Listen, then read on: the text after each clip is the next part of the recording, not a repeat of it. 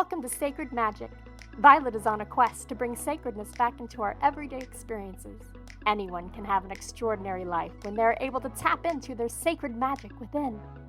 Violet and her guests will be sharing their divine passions, inspirations, and stories of connecting with their sacred magic. We are so happy you have joined us today. Let's get started with your host, the magical creator of Discover Your Spiritual Gifts, Vialet Rayne.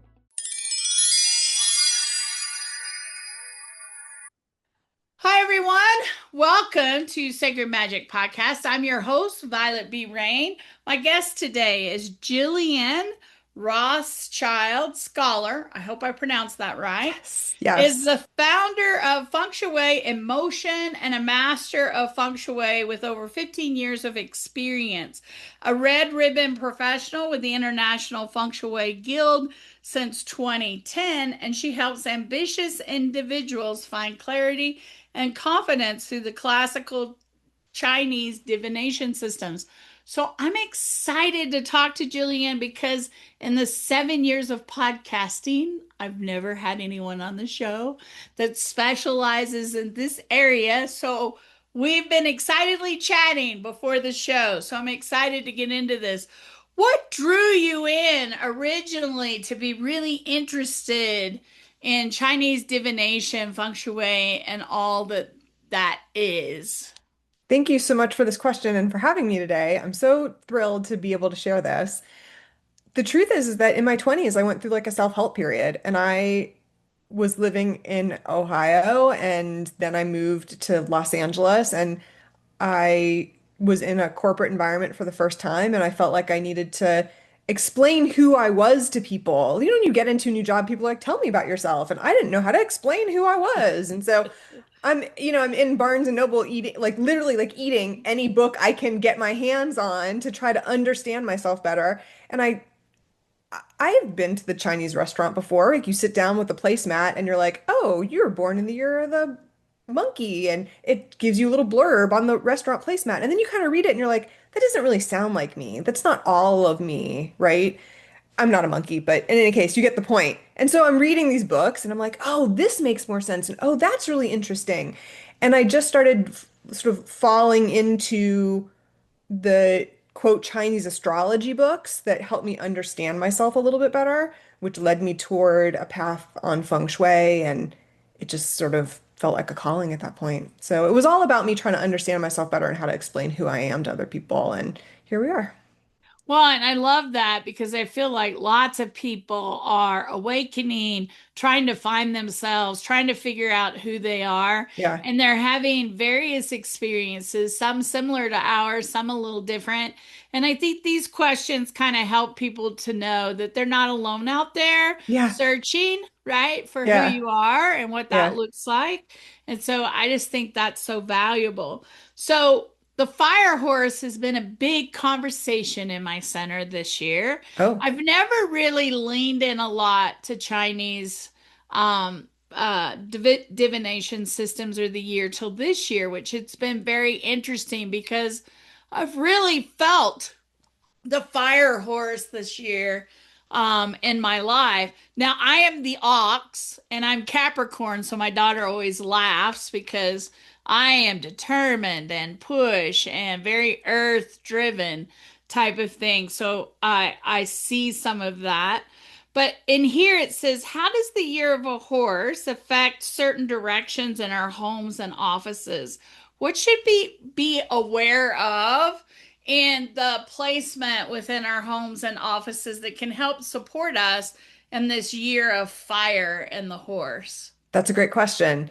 So this specific question, in all of the systems that I use, this specific question is tied more toward feng shui than actually Chinese astrology. So I just want to make sure that I'm clear that the answer to this question is more of a feng shui answer.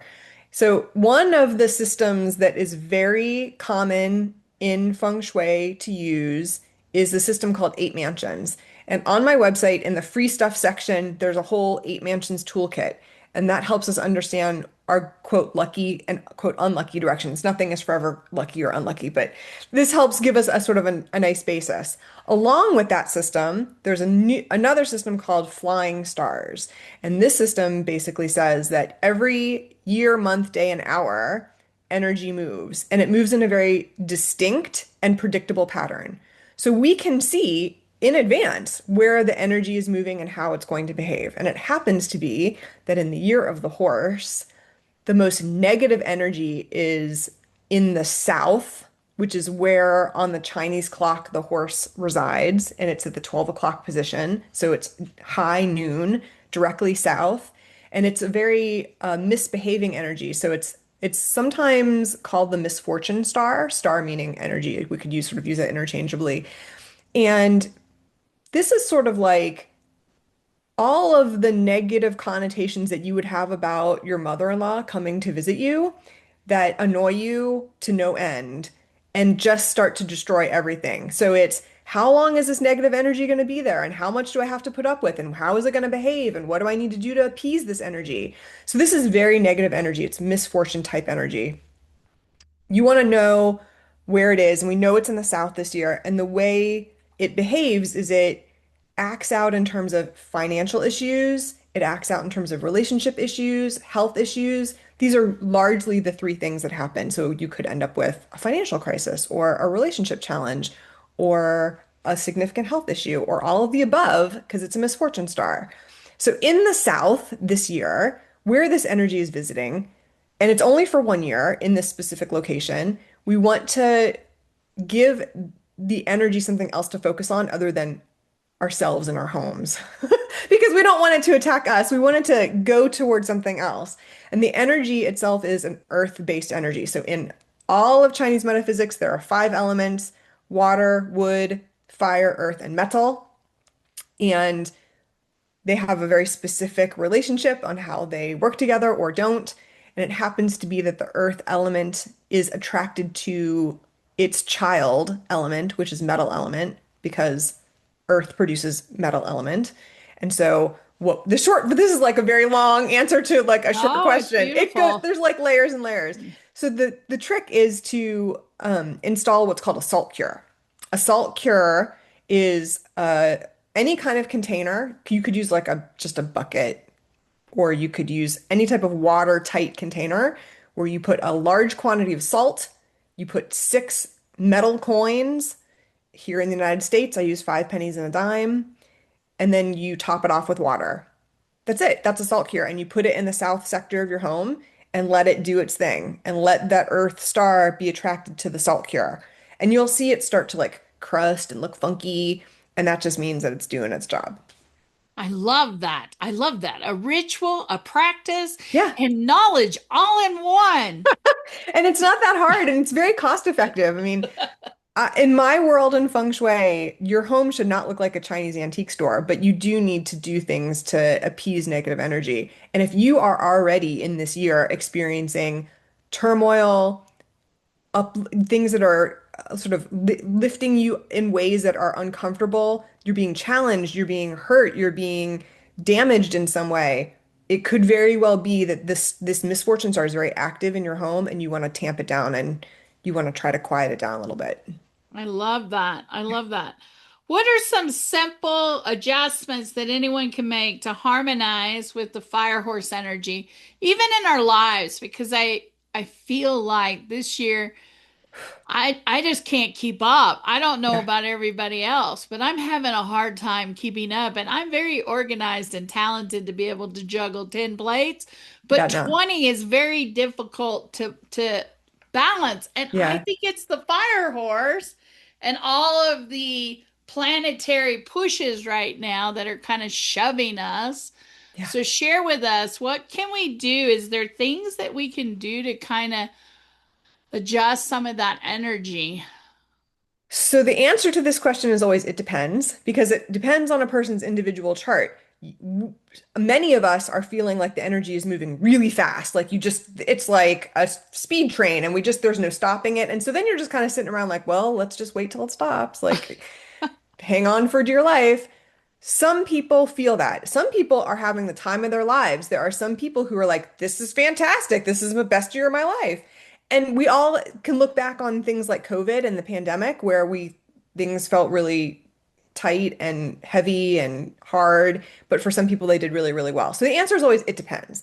And the reason it depends is because the fire horse is what's called double brightness. So when we say it's a fire horse, it's not just the fire element, it is the imagery of the sun at high noon blazing throughout the day. And the horse sign itself is also a fire element. So we have what's called double brightness. If you are someone who, in your BaZi chart, your four pillars of destiny chart, if you don't have a lot of fire element, this can be one, very helpful, and two, disruptive at the same time. So you could be doing really well and you could feel like things are moving too fast. If you are someone who is, for example, a metal element person in your chart, this year becomes very challenging for you because fire element melts or controls metal element. And so you're feeling like you just can't catch up. You're just so exhausted and you just don't know how things are moving so quickly. And is it already halfway through the year? What time of the day? Things just move so quickly you can't keep up. So what I'm really encouraging everyone to do, regardless of the elemental balance in your four pillars destiny chart, is to lean into any water element based activity. So it could be meditation, slowing down, literally just drinking extra water and staying hydrated. Please go to a body of water, a lake, a river, an ocean.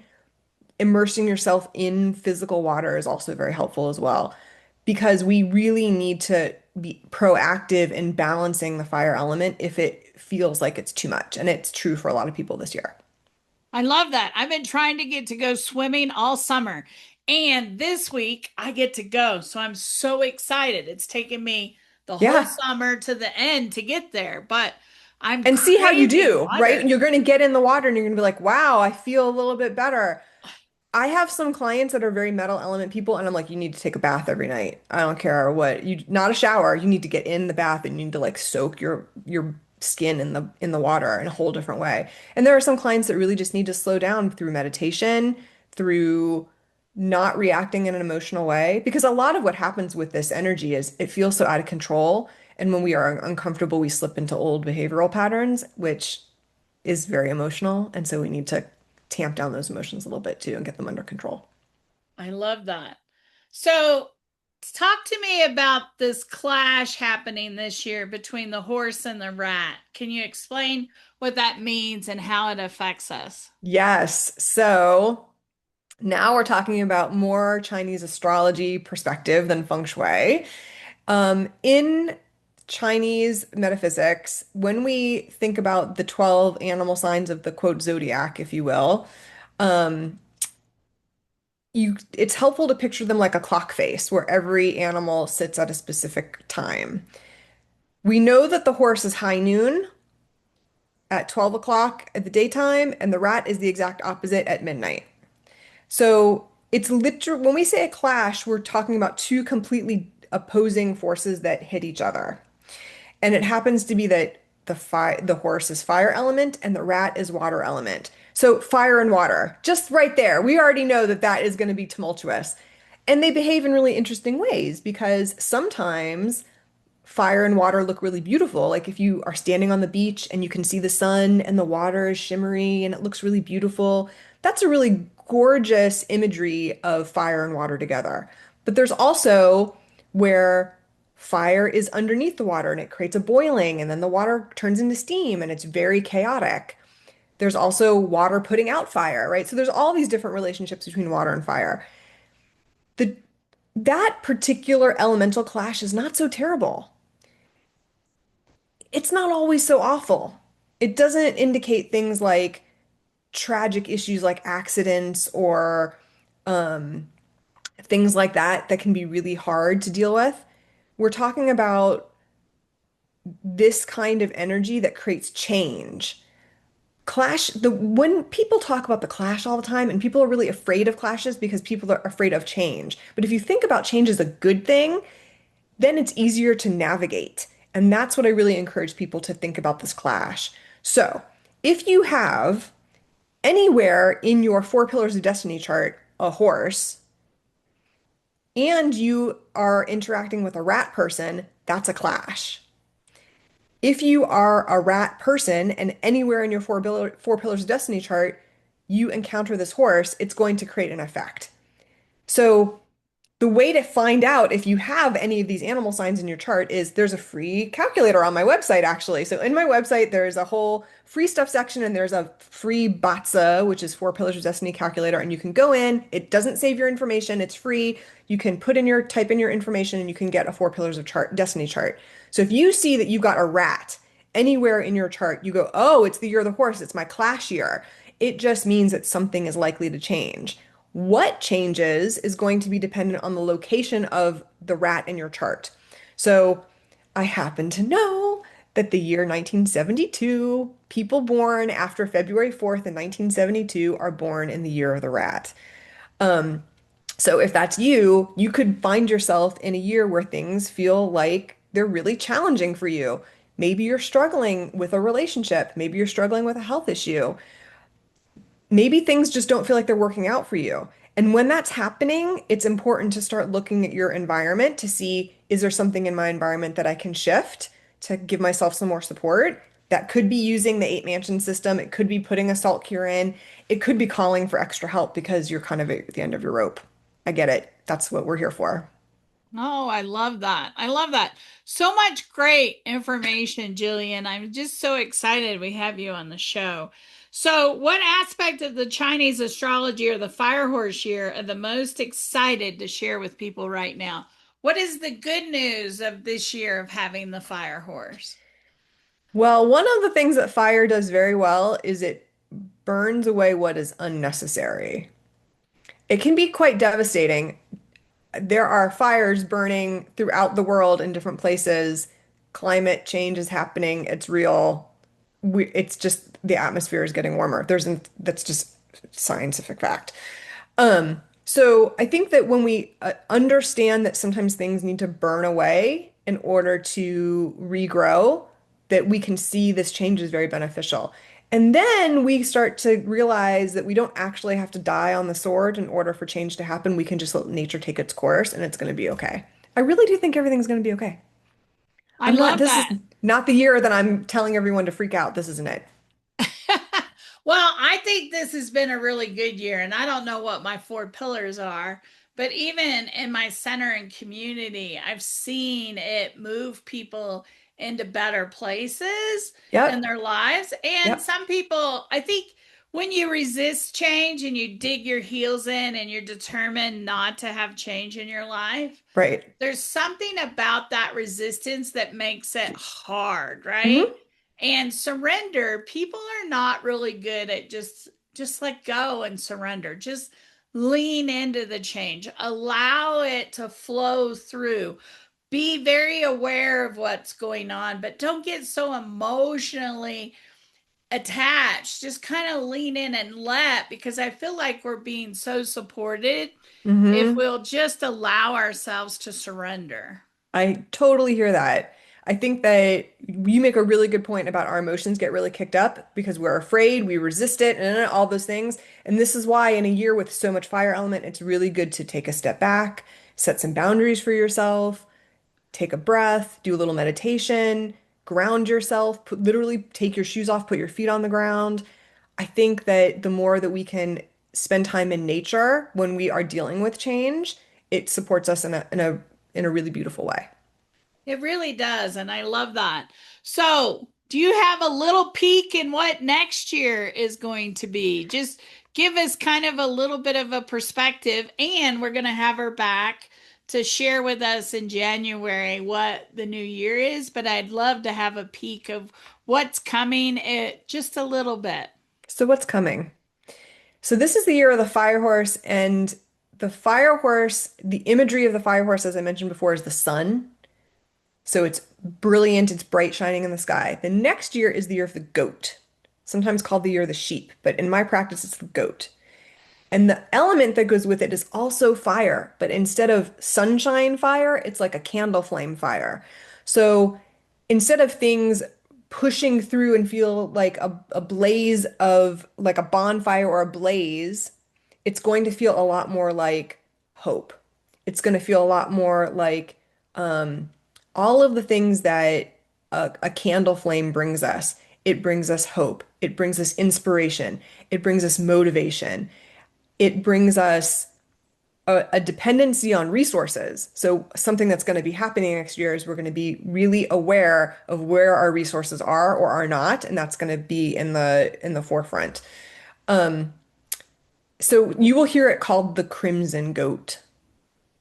And there's a lot that goes into it, but that's sort of an initial sneak peek into what to expect. So for those people who benefited from the fire element this year, you get an extra year of more fire element. Yay for you. It's going to be a little bit different, but you still have fire element. For those of us who thought that this fire element this year was too strong, it's just too much, it's going too fast, it's just too much, it's overwhelming. We get a little bit of a reprieve next year. It's still fire element, but it's going to shift in a different form, so it'll be better. I love that. I love that. So, Jillian, share with our audience what are some of the things that you offer, like sessions or Yeah. helping people? Just give us a round perspective of what you do and what you offer. So what I say to people is that I provide timeless wisdom and practical guidance by keeping you in the flow. Meaning my approach is to help you stay attuned to your physical environment and to the the other components in Chinese metaphysics that can help us live a better life. So my favorite ways to work with people are, of course, feng shui, because I love to help people in their homes or residences, apartments. And I love Chinese astrology readings. It's known as BaZi. It's the four pillars of destiny. It really helps us understand our own unique blueprint from a different lens, and so that we can make informed choices moving forward. Another system that I use that is quite interesting is a system called Men Dun Jia. And Men Dun Jia, when it's translated, sort of translates to the mysterious doors hiding the leader. And this is great for strategic decision making. If you're in the middle of a situation, should I take the job? Am I going to get the job? Should I date this person? Should I invest in a property? If you're dealing with sort of life questions that need specific answers, this particular divination system is great for helping people see what's happening behind the scenes that you can't always see. This is why it's the mysterious doors hiding the leader, so you can see what's going on. I'm also really interested in things like the Yijing. In my practice, we can also use Yijing as a divination system to answer questions. And I'm actually writing a book on it right now, which is going to be coming out later this year. So I'm excited to help people with that as well. Those are my I, favorite ways to work with people. I love that. I love that. Can you help people with feng shui long distance? Yes. Yes, actually, I've been doing this for so long. A lot of what I do is remote. Now I'm a classically trained practitioner, so I need to be able to have an aerial view of the property and get some information about the people living in the property, like a birthday, so that I can see what's going on in a person's four pillars of destiny chart and what's going on in the house. So in the pandemic, when like the world was shutting down, my business was growing because I was able to work remotely, and a lot of practitioners didn't know how to do that. So, in general, if we're talking about a single family home or an apartment, that is definitely something that I can do remotely. However, if you're talking about building your dream home and finding a piece of land, like that has to be done boots on ground. But there's a lot that can be done remotely for sure. I love that. I love that. Thank you so much. Can you believe it? We did it in a shorter time frame than you and I ever believed that we could. Because I could just talk about this forever. Yeah, yeah.